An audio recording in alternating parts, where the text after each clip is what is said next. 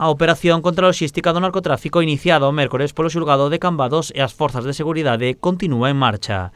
Esta mañá, 12 dos 21 detidos foron trasladados en autobús ás dependencias cambadesas dende o cuartel da Garda Civil de Pontevedra. Os outros 9 quedaron en liberdade.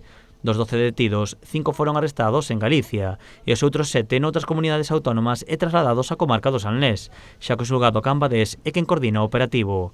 Ao longo desta semana, as forzas de seguridade da Garda Civil, Policía Nacional e Vixilancia Aduaneira realizaron ata 27 rexistros en diferentes comunidades como Galicia, Castela e León, Cataluña e Valencia, e tamén no país de Portugal.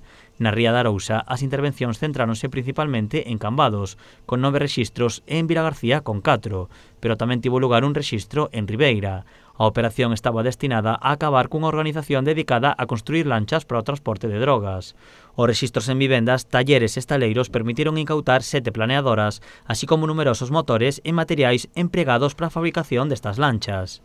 Entre os detidos atópase un curmán de Sito Miñanco que foi arrestado no seu domicilio e un empresario de Cambados.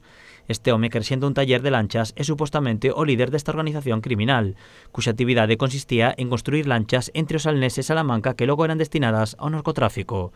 A intervención permitiu desartellar a organización, pero a investigación continúa en marcha.